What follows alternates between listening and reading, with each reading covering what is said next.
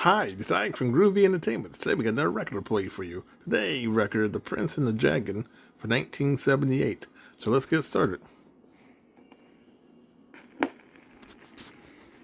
Prince and the Dragon.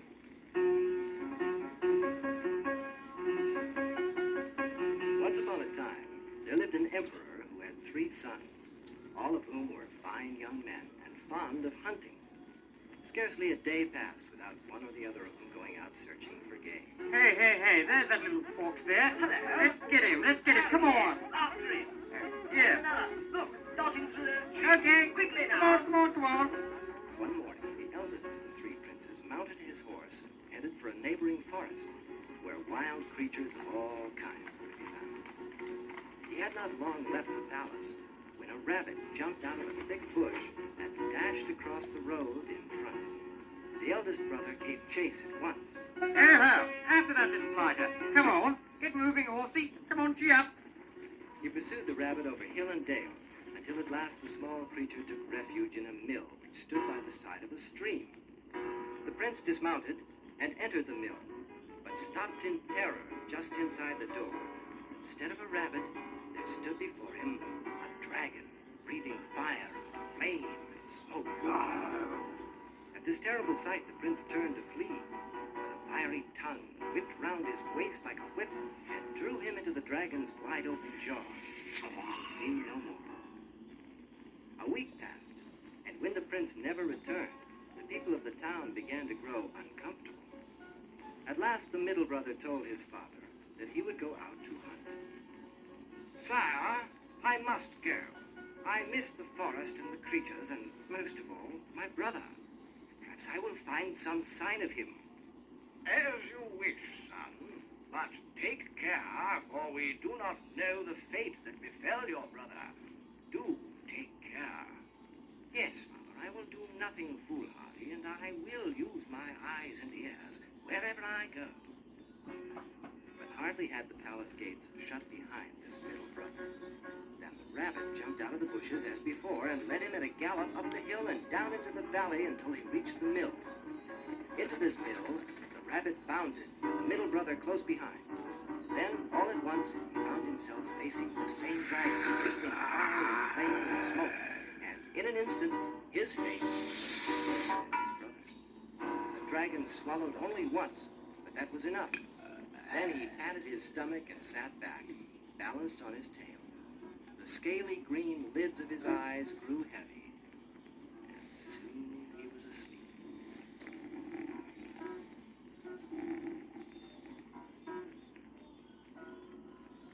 More days went by, and the emperor waited and waited for his sons who never returned. Then he could not sleep at night, wondering where they were and what was their fate. "Oh, my sons, they were so young. But wait, maybe they are still alive. No, I would have heard, for all the kingdom have their eyes and ears open for a sign of them." Then, to add to his worries, his youngest son wished to go search for his brothers. But for a long time, the emperor refused to listen to him. "I don't want to hear a word about your going hunting in the wood. Oh, father. No, I won't hear it. Study your lessons. Learn the Latin rules. Hey, nothing. Well, it doesn't matter. Try Greek. Figure Yeah. out how much money we have in the treasury. And whatever. Chase girls. I Yeah. don't care. But do all Yeah. this inside the But- palace grounds. I but- can't afford to lose another son. But, sire, 2 deductions already. sir, no. No more. That's the end of it. Oh, gosh. The prince begged so often to leave to make a search, and promised faithfully to be cautious and very careful, that after a long while, the emperor gave him his permission. "I know I'm going to regret it. No, you're not. No, Yes, no. I am. But you're almost through now, I suppose I have to let you go. Now, I want the groom to saddle the best horse in my stable for you. Only the best, my son. Now, goodbye. Good sleep. God bless. Thank you, father. Thank you. Bye-bye, Papa. Don't worry. Don't worry. Off we go." Full of hope and excitement, the young prince started on his way. But no sooner was he outside the walls than the rabbit jumped up from the bushes and ran before him until they reached the mill. As before, the creature bounded through the door. This time, he was not followed by Wiser than his brothers and more cautious and forewarned, the young man turned away, saying to himself, My goodness, there are rabbits as plump as you in the forest. And when I have caught them, then I'll come back and get you, you silly little fool of a rabbit, you. So for many hours he rode up and down the mountain, but he saw nothing, not his brothers, nor any other game. And at last, tired of waiting, he went back to the mill looking for the rabbit. Here he found an old woman sitting on a tree stump, and he greeted her with courtesy. Good morning, little lady. Good morning to you, Sonny. Tell me, where's that little rabbit I saw around here before? Seen it anywhere? My son, that was no rabbit. No, indeed. That was a dragon who has led men here and then devoured them all. Oh. Then my brothers must have come this way and been eaten by the foul creature. Right you are, I'm afraid. And I can give you no better advice than to return home at once before the same thing happens to you. Oh, but will you not return with me and flee this horrible place? He took me prisoner too, and I cannot escape his invisible chains. Invisible chains? Gosh, that's a tough one. Well, listen to me. When the dragon returns, ask him where he always goes when he leaves here. You know, where does he hang out and such? And what makes him so strong and powerful? And if you can tease the answer out of him, please tell me the next time I come this way. So the prince went home, and the old woman stayed at the mill. And as soon as the dragon returned, the old woman slyly began to pry the secret out of him. Where have you been, oh great one? Why, you must have traveled far. Oh, yes, very far I traveled, little lady. Oh, I traveled ever so far. I'm so tired. Oh, Yeah. you're so marvelous. Oh, I am. Yes, great that's true, one. I'm marvelous. You have such lovely green scales. funny you What a should wonderful notice that. color they are. Oh, thank you, thank you. Oh, and that fire, it's so strong and It's powerful. often been said, yes, I know this. Do you like a light? You know, I'm very clever, you know. Thank you. very clever indeed you are, oh great one. Very glad you noticed it. Thank And you. I've often wondered in my little Yes. way, Yes. where does your strength come from? I do wish you would tell me. Why, I would bend and kiss the place out of my great love for you, you handsome green darling. Oh, you little cutie, you. Oh, you're pretty nice yourself, you know. My strength, though. You want to know where my strength comes from? I tell you, in the hearthstone over there lies the secret of my strength. Then the old woman jumped up and kissed the hearth with a loud smack, smack, smack. Well, the dragon was very amused at this and rolled on the ground, billows of smoke coming from his Oh, nose dear. and mouth. Oh, dear. Oh, you foolish old thing, you. I was only kidding. I was never getting a joke. It's not in the hearthstone. It's in that tall tree over there. That's where the secret of my strength is. And the old woman jumped up once more and planted 3 kisses on the tree. Dear. Oh, dear. Oh, dear. I haven't not laughed so much in a long time. You poor dear thing. Did you really think I would keep my strength in a tree? Would you, Huh? tell me, where is it? Pray tell me. Oh, dear. My strength, it lies many miles away. So far, you could never come close to it. Far, far from here is a kingdom. And this great city is by a lake. And in the lake is a dragon. And inside the dragon is a wild pig. And inside the wild pig is a pigeon. And inside this pigeon is a little tiny weeny little sparrow. And inside the sparrow, that is where is my strength. And when the old woman heard this, she gave a great sigh and would speak no more, for she knew she could never get to that sparrow and take his strength away. The following morning, when the dragon had left the mill, the prince returned, and the old woman told him all the creature had said. And you don't have a chance in the world of finding that lake, let alone getting to that sparrow. I'm lost for sure, but you still have time. Get back to the castle and wander outside the palace and city gate no more. There must be some nice princess you can court there, or even a pretty serving wench. But for forget about this dragon once and for all. The prince listened to her words in silence, and then wished her a fond farewell. He returned to the castle, where he put on a suit of shepherd's clothes, and he took a staff in his hand, and he went out to find a job as a tender of sheep. For some time he wandered from village to village and from farm to farm, until at last he came to a large city in a distant kingdom, surrounded on three sides by a huge lake, which happened to be the same lake where lived the dragon with the big pigeon sparrow and strength inside. As was his habit, he stopped all persons he met in the streets who looked like they might want to hire a shepherd, and he asked them to hire him. They all seemed to have enough shepherds to work their flocks at the moment, or else not to need any. The prince was beginning to get discouraged when a man overheard his plea and suggested that he go ask the king of that country, for this monarch was in need of a shepherd to watch over his flocks. The king sensed that this was no ordinary shepherd, and was most polite with him. Excuse me, young man, but will you attend my sheep? Most willingly, your majesty. Please tell me what you wish for me to do. Outside the city walls, you will find a huge lake, and by its banks lie the best meadows in my kingdom. When you are taking out your flocks to pasture, they will run straight to these meadows, and then they will disappear. For sheep that graze in that meadow, you see, never return. And we've lost, many, many sheep, and 2 shepherds as well. So take heed and do as I say. Do not let your sheep go where they wish, but drive them to any spot you think is safe. As you wish, your majesty. Good lad. Then he left the palace and walked to the marketplace, where he bought 2 greyhounds, a hawk, and a shepherd's pipe. And then he took the sheep out to pasture. The instant the sheep saw the lake and the green meadows lying around it, they ran toward it as fast as they could. The prince did nothing to stop their flight. Instead, he placed his hawk on the branch of a tree, laid his pipes on the ground, and ordered the greyhounds to stay still. Then, rolling up his tunic and tights, he waded into the water, yelling out a challenge. I say, dragon, you. If you are not a slimy green coward hiding in the goo, come out and fight with me like a man, you scaly lump.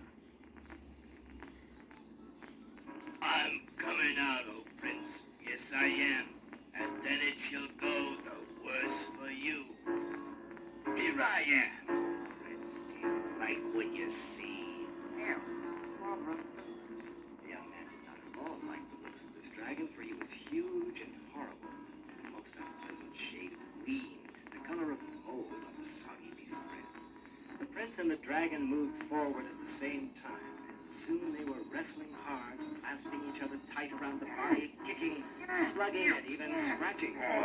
They fought until it was noon. The sun was blazing hot in the sky. The prince noticed that the dragon was panting. Oh, Prince, let me dip my heated head once in the lake, and I will then hurl you to the top of the sky and beyond. Oh, yes, you and who else? You don't brag too soon, dragon. Why, if the king's daughter were only here, she would plant a kiss on my forehead, and I would throw you higher still. When the dragon heard his words, he let go of the prince and sank back down. Hey, where'd you go? Dragon, why don't you stay and fight, bug eyes? Come on, you hot-mouthed quoggy.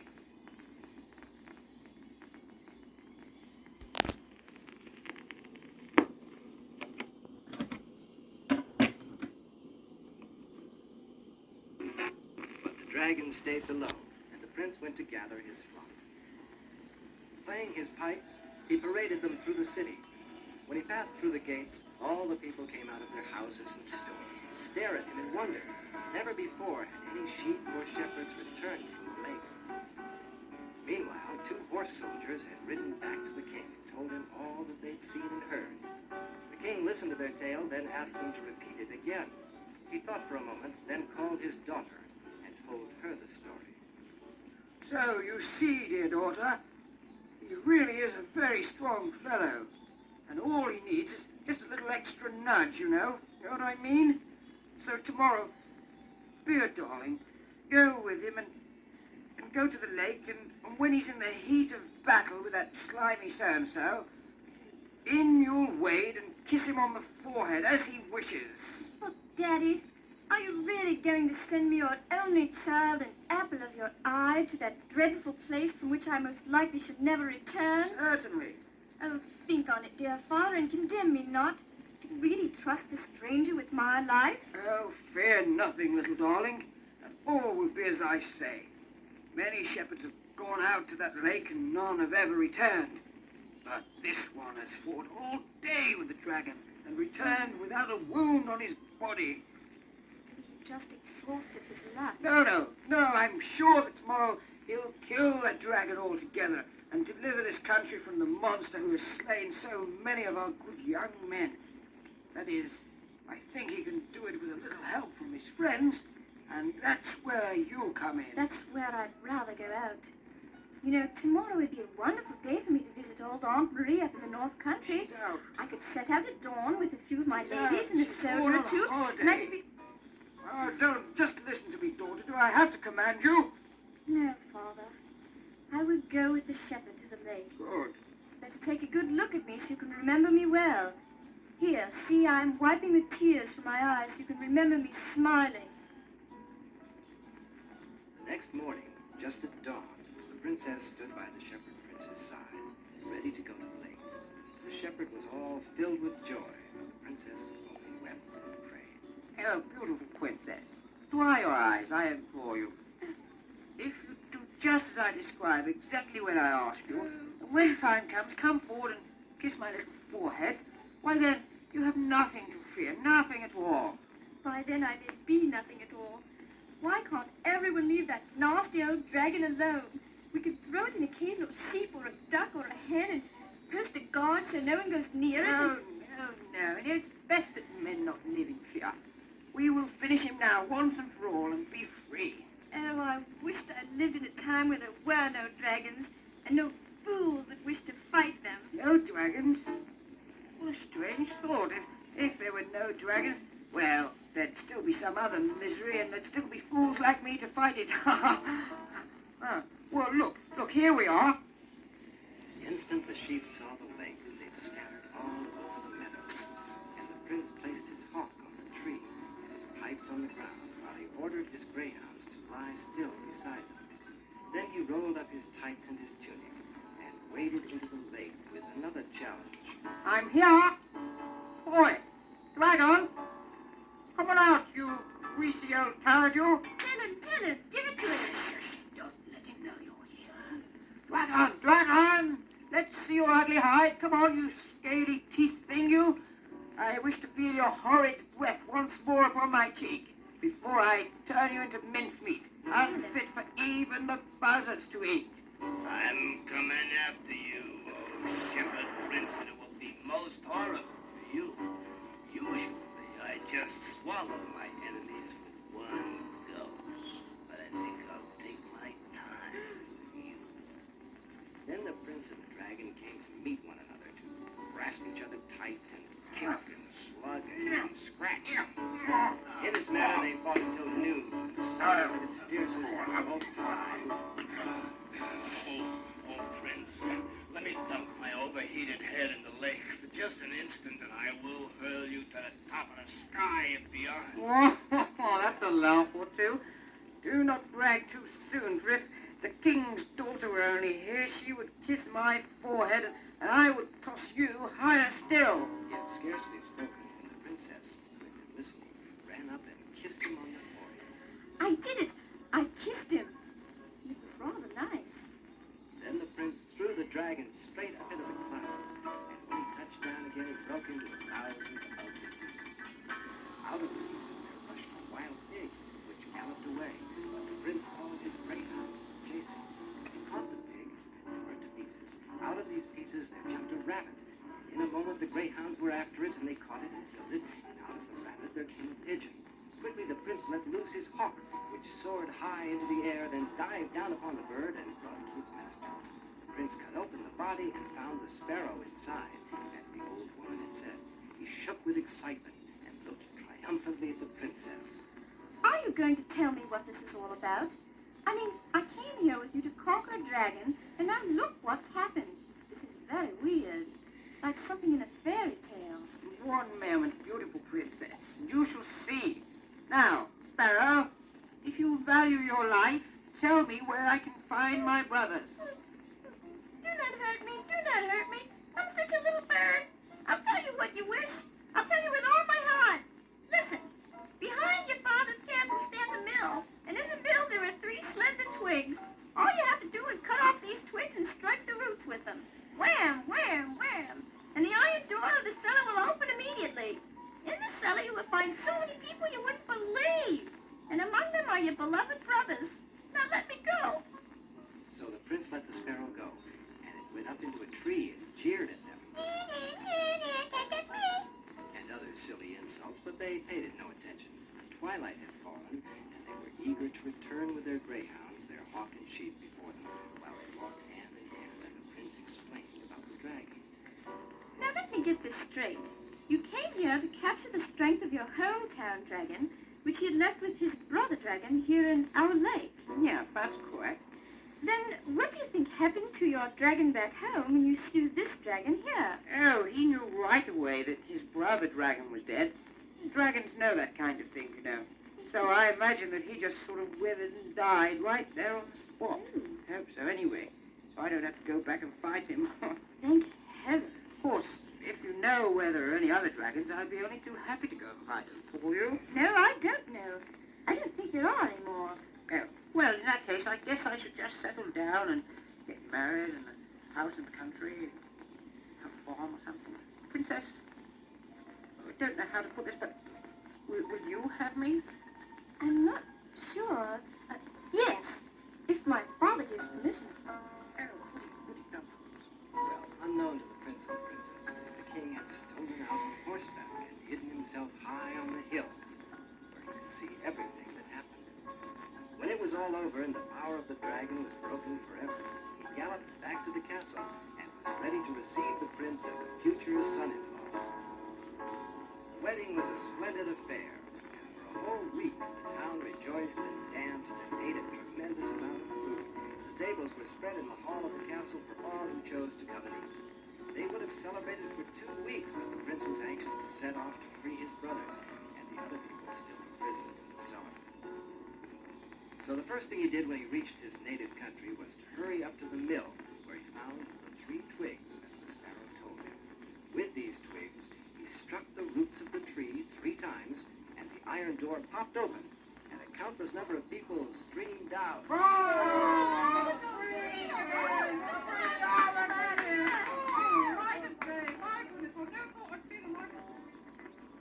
His brothers were the last to emerge, for they were very embarrassed at having been captured so easily by the dragon. Oh, hi, little brother. I hear you rescued us. Thank you. Thanks awfully. I guess Father's going to give you the whole kingdom now, I suppose, for your exploits and such. Sure, the old man's going to give it to you. Probably won't leave us a cent. Yeah. Probably thinks we're fools, getting caught by that green thing so easily. No. He was really worried about you, chaps. Really. And as for the kingdom, well, we share that equally. Of course we do. Say, how did you get out of the dragon? Well, we know not how, just that we were in and then we were out. You know how it is, and locked in that cellar with all those people. Oh, God, I can't wait to take a bath. People never think to wash while they're enchanted. I'm glad you broke the spell and set us free. Now, let's be off home. You can tell us of your adventures on the way. So they went home with him and met his new wife, the princess, and everyone had a good time telling stories for the next few days. And many, many years later, when the old emperor finally died, the 3 brothers ruled the kingdom together in peace and harmony, and no more dragons were seen around. Thank heaven.